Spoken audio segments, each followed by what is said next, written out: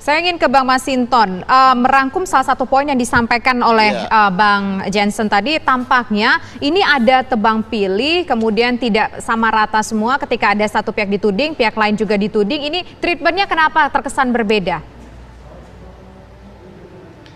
Ya, jadi begini Mbak Tessa, saya menjawab sahabat baik saya Bung Jansen bahwa penjelasan pertama awal saya tadi itu belum menjawab substansi. Saya katakan begini, saya mau substansinya apa? Karena uang nggak ada substansinya kok. Kan begini, kalau saya lihat di TV One tadi ya, pernyataan Pak SBY bahwa merasa ada yang nuduh, tapi beliau juga tidak menjelaskan siapa yang menuduh.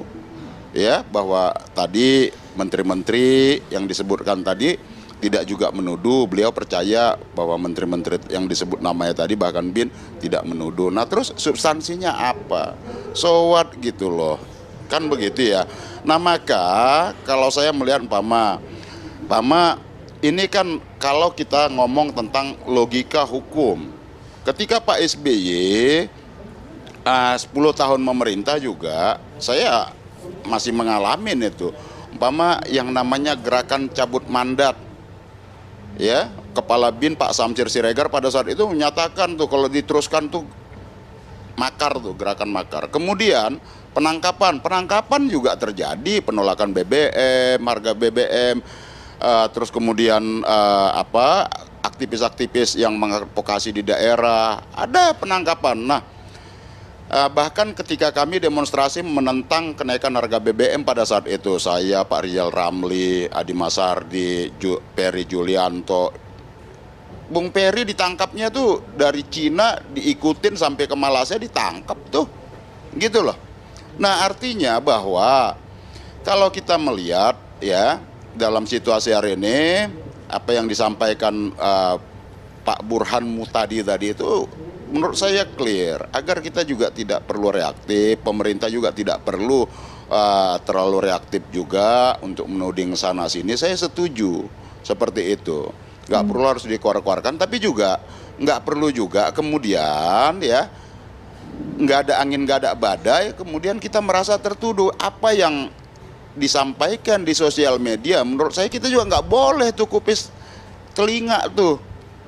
Ya, ada bikin hashtag begini begitu begini di sosmed namanya.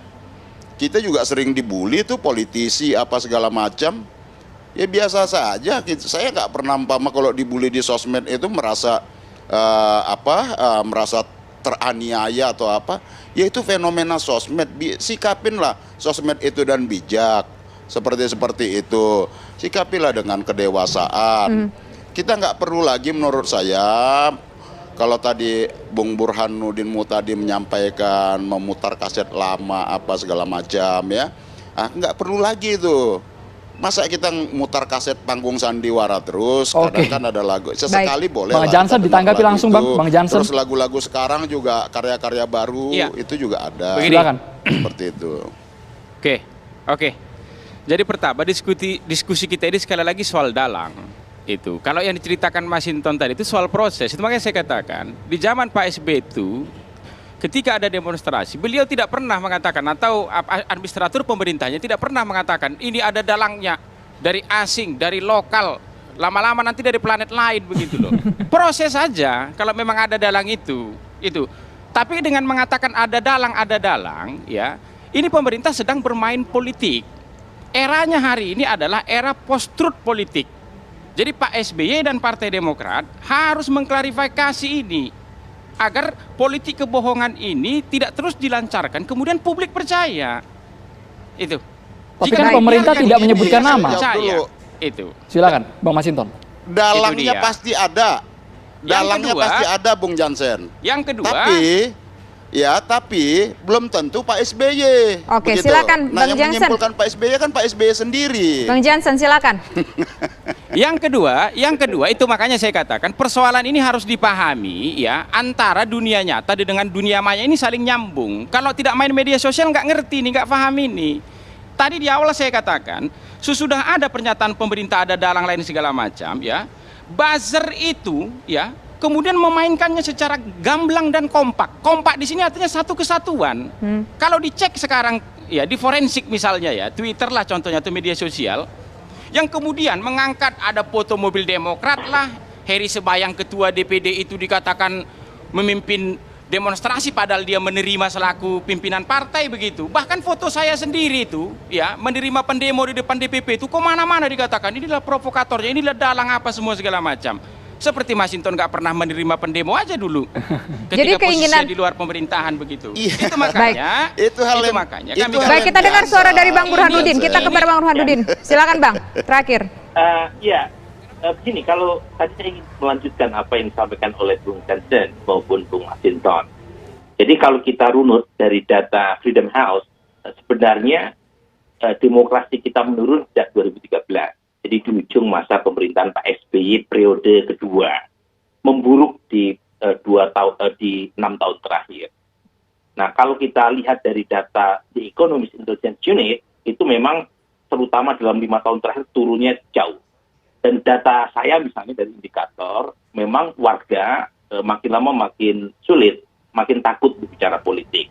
Data SMRC juga demikian. Jadi ada hal-hal yang menurut saya harus diwaspadai oleh siapapun, termasuk Bung Masinton, Bung Jansen, karena reformasi ini kan kita lahirkan bersama-sama, berdarah-darah. Jadi ini harus kita jaga. Cuma ini tidak unik Indonesia.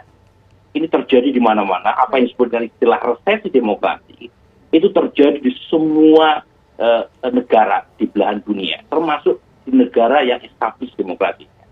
Jadi ada perasaan self-censorship dan seterusnya. Makanya ya pernyataan-pernyataan yang bisa memburukkan suasana itu harus dijaga supaya jangan sampai keluar.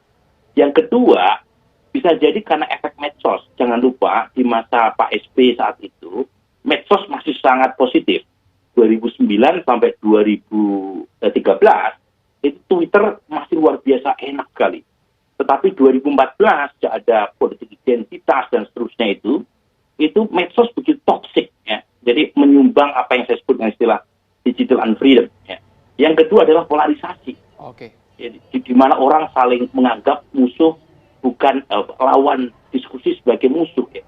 Bukan teman berdebat. Oke. Nah ini hal-hal yang menurut saya harus diselesaikan dan menurut saya elit politik dari PDI Perjuangan dan Demokrat punya tanggung jawab lebih untuk menjadi teladan agar ruang publik kita lebih bersih, lebih jernih dan bebas dari racun politik. Terima kasih banyak Mas Burhanuddin, Bang Jansen dan juga Bang Masinton sudah bergabung di Kabar Petang. Mohon maaf durasi kita sangat terbatas.